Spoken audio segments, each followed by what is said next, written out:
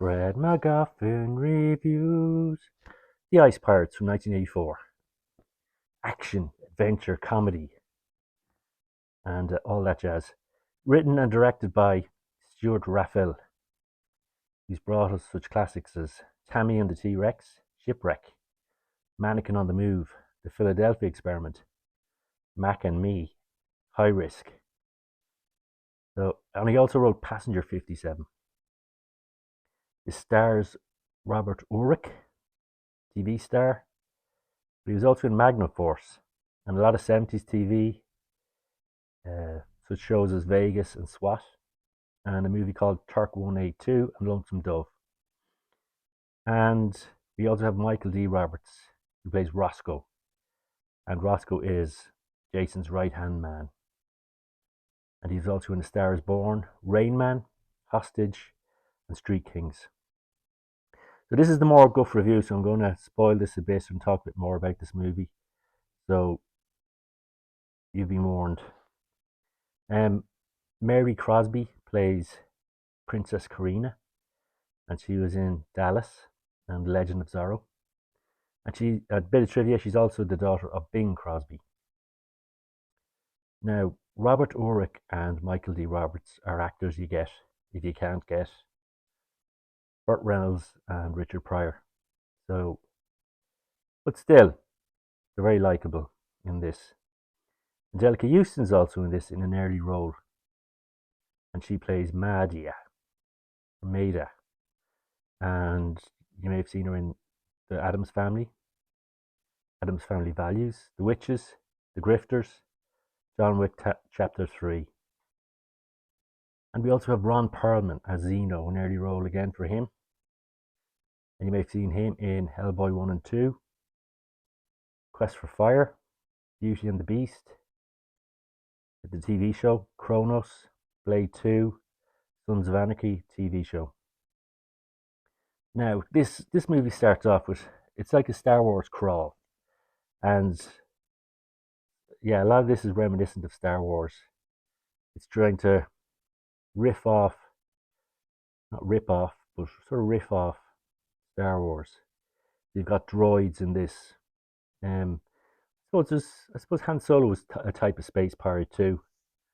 And this is how this starts. Long after the interplanetary wars, the galaxy has gone dry. Water has become the only thing left of value. Evil Templars from the planet Mithra have gained control of the life-giving resource. So our Templars are like knights in this. Their costumes are very reminiscent of the knights. Jason and Roscoe, they are pirates. And yeah, they have swashbuckler outfits. So they definitely needed a better costumer. Their power is now absolute, except for a few rebel pirates who survive by stealing ice from the great Templar fleets. So we have Jason's crew attacking the Templars, trying to steal ice. They get caught, but not all of them, and they get sent to be eunuchs, which is a pretty funny scene. There's a conveyor belt with them all going to get castrated. They are saved by Princess Karina, who wants Jason and his crew to help her find her father, Count Vasco of Aragon, who's an explorer and has disappeared 3 months ago, searching for the seventh world. Now, 6 water planets were destroyed in the Galactic War, so there's one planet left, one water planet left, but it was knocked off its axis and it's gone missing. So Princess Karina wants them to join her in the search for her father and the seventh planet. They go to the moon of Zagora, which is a pirate planet. And yeah, we're getting a lot of Star Wars vibes on this.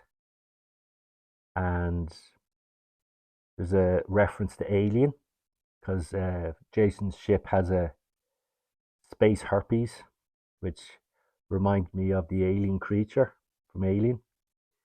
And we have a bit of Mad Max on the planet Sweetwater.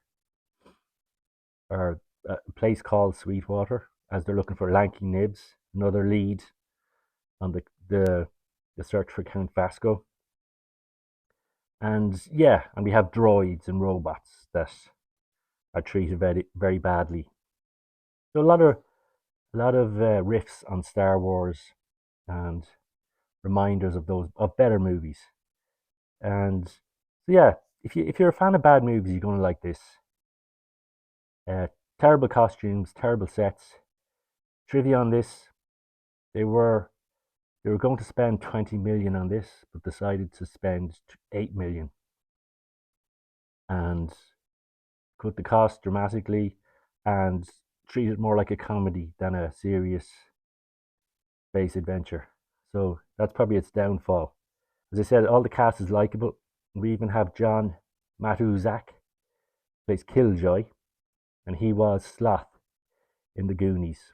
And he was also in Caveman, North Dallas 40, and One Crazy Summer. So, yeah, this would be a fun night with a few friends, some drink, some serious drink. And yeah, if you're a fan of bad movies, yeah, you'd probably like this. There's a politically incorrect line in this that will probably shock you.